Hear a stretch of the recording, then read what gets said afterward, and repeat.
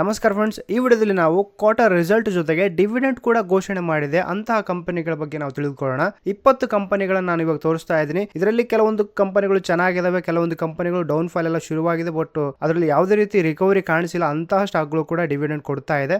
ಅವುಗಳಿಂದ ನೀವು ಸ್ವಲ್ಪ ದೂರ ಇರಬೇಕಾಗುತ್ತೆ. ಯಾವೆಲ್ಲ ಲೀಸ್ಟ್ ಇದೆ ಅಂತೇಳಿ ವಿಡಿಯೋ ಎಂಡ್ವರೆಗೂ ನೋಡಿ. ಫಸ್ಟ್ನೇ ಸ್ಟಾಕು ಹ್ಯಾವೆಲ್ಸ್ ಇಂಡಿಯಾ ಅಂತೇಳಿ. ಈ ಒಂದು ಕಂಪನಿ ಕರೆಂಟ್ ಮಾರ್ಕೆಟ್ ಪ್ರೈಸ್ ಬಂದ್ಬಿಟ್ಟು 1465 ರುಪೀಸ್ ಎಲ್ಲ ನಡೀತಾ ಇದೆ. ಜನವರಿ 19ಕ್ಕೆ ತನ್ನ ಒಂದು Q3 ರಿಸಲ್ಟ್ ಅನ್ನು ಅಪ್ಡೇಟ್ ಮಾಡುತ್ತೆ. ಜೊತೆಗೆ ಜನವರಿ 23ಕ್ಕೆ ತನ್ನ ಒಂದು ಡಿವಿಡೆಂಡ್ ಕೂಡ ಕೊಡುತ್ತೆ. ರೆಕಾರ್ಡ್ ಡೇಟ್ ಬಂದ್ಬಿಟ್ಟು ಜನವರಿ 23 ಆಗಿರುವಂಥದ್ದು. ಅಂದರೆ ಬೋರ್ಡ್ ಮೀಟಿಂಗ್ ಆಗಿ ಒಂದು 2-3 ಡೇಸಲ್ಲಿ ಡಿವಿಡೆಂಡ್ ಕೂಡ ಕೊಡ್ತಾರೆ. Next stock Wipro. ಈ ಕಂಪನಿ ಸದ್ಯ 261 ರುಪೀಸ್ ಎಲ್ಲ ಕರೆಂಟ್ ಮಾರ್ಕೆಟ್ ಪ್ರೈಸ್ ನಡೀತಾ ಇದೆ. ಈ ಕಂಪನಿ ಕೂಡ ಜನವರಿ 16ಕ್ಕೆ ತನ್ನ Q3 ರಿಸಲ್ಟ್ ಅಪ್ಡೇಟ್ ಮಾಡುತ್ತೆ. ಜೊತೆಗೆ ಅವತ್ತಿನ ದಿನ ಡಿವಿಡೆಂಡ್ ಕೂಡ ಎಷ್ಟಿರ್ಬೇಕಂತೇಳಿ ಈ ಒಂದು ಬೋರ್ಡ್ ಮೀಟಿಂಗ್ ಅಲ್ಲಿ ಡಿಸ್ಕಷನ್ ಆಗುತ್ತೆ.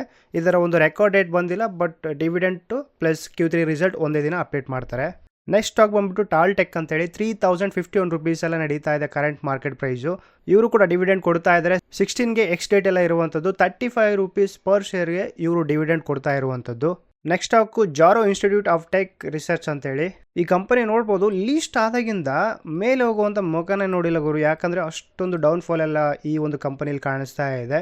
ಬಟ್ ಇವರು ಕೂಡ ಡಿವಿಡೆಂಟ್ ಎಲ್ಲ ಕೊಡ್ತಾ ಇದ್ದಾರೆ. ಇದರಿಂದ ಸ್ವಲ್ಪ ದೂರ ಇದ್ರೆ ಬೆಟರು. 16ಗೆ ಎಕ್ಸ್ ಡೇಟ್ ಎಲ್ಲ ಇರುವಂತದ್ದು. 2 ರುಪೀಸ್ ಪರ್ ಶೇರ್ ಎಲ್ಲ ಕೊಡ್ತಾ ಇದ್ದಾರೆ. ನೀವು ಏನಾದ್ರು ಪ್ಲಾನ್ ಮಾಡಿದ್ರೆ ಪ್ಲೀಸ್ ಅವಾಯ್ಡ್ ಮಾಡಿ. ನೆಕ್ಸ್ಟ್ ಸ್ಟಾಕು HCL ಟೆಕ್ನಾಲಜೀಸ್ ಅಂತೇಳಿ. ಈ ಕಂಪನಿ 1662 ರುಪೀಸ್ ಎಲ್ಲ ಕರೆಂಟ್ ಮಾರ್ಕೆಟ್ ಪ್ರೈಸ್ ನಡೀತಾ ಇದೆ. ಇವರು ಕೂಡ Q3 ರಿಸಲ್ಟ್ ಅನ್ನ ಜನವರಿ 12ಗೆ ಅಪ್ಡೇಟ್ ಮಾಡ್ತಾರೆ. ಅವತ್ತಿನ ಕೂಡ ಡಿವಿಡೆಂಟ್ ಎಷ್ಟಿರಬೇಕು, ಏನೆಲ್ಲ ಡೇಟ್ಸ್ ಅದೆಲ್ಲ ಅಪ್ಡೇಟ್ ಮಾಡ್ತಾರೆ.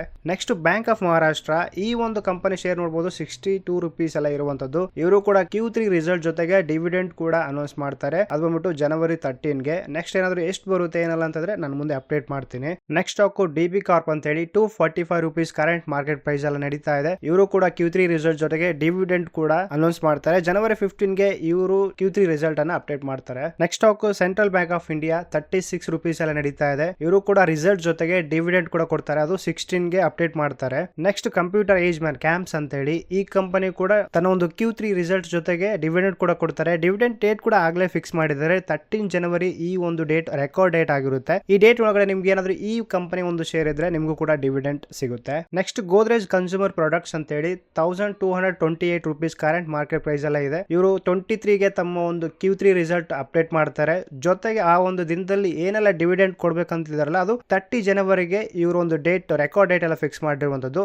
ಅಷ್ಟರೊಳಗಡೆ ಈ ಒಂದು ಕಂಪನಿ ಒಂದು ಶೇರ್ ಇದ್ರೆ ನಿಮಗೂ ಕೂಡ ಡಿವಿಡೆಂಟ್ ಸಿಗುತ್ತೆ. ನೆಕ್ಸ್ಟ್ ಸ್ಟಾಕು ಮ್ಯಾನ್ವಾ ಫೈನಾನ್ಸ್ ಅಂತ ಹೇಳಿ. ಈ ಕಂಪನಿ ಕೂಡ ಡಿವಿಡೆಂಟ್ ಕೊಡುತ್ತೆ. ಇಲ್ಲಿ ಪ್ರೈಸ್ ನೋಡಬಹುದು 134 ರುಪೀಸ್. ಬಟ್ ಇದು ನೋಡಿ ಇನ್ವೆಸ್ಟ್ ಮಾಡಕ್ ಹೋಗ್ಬೇಡಿ. ಯಾಕಂದ್ರೆ ಈ ಕಂಪನಿ ಗ್ರೀನ್ ನೋಡೇ ಇಲ್ಲ ಅನ್ಸುತ್ತೆ. 3 ಮಂತ್ಸ್ ಹಿಂದೆ ಮಾತ್ರ ಒಂದು 2% ಅಲ್ಲ ರಿಟರ್ನ್ ಕೊಟ್ಟಿರುವಂತದ್ದು. ಬಾಕಿ ಇಲ್ಲಿವರೆಗೂ ನೋಡಿದ್ರೆ 10% ಅಲ್ಲ ಈ ಒಂದು ಕಂಪನಿ ಡೌನ್ ಹೋಗಿದೆ. ಇವರು ಕೂಡ ಜನವರಿ 29ಗೆ Q3 ರಿಸಲ್ಟ್ ಜೊತೆಗೆ ಡಿವಿಡೆಂಟ್ ಕೂಡ ಘೋಷಣೆ ಮಾಡ್ತಾರೆ. ನೆಕ್ಸ್ಟ್ ಕೋಫ್ರೇಜ್ ಅಂತ ಹೇಳಿ 1681 ರೂಪಾಯಿ ಕರೆಂಟ್ ಮಾರ್ಕೆಟ್ ಪ್ರೈಸ್ ಎಲ್ಲ ನಡೀತಾ ಇದೆ. ಇವರು ಕೂಡ ಜನವರಿ 22ಕ್ಕೆ Q3 ರಿಸಲ್ಟ್ ಅಪ್ಡೇಟ್ ಮಾಡ್ತಾರೆ. ಆ ಒಂದು ಮೀಟಿಂಗ್ ಅಲ್ಲಿ ಡಿವಿಡೆಂಟ್ ಕೂಡ ಅನೌನ್ಸ್ ಮಾಡ್ತಾರೆ.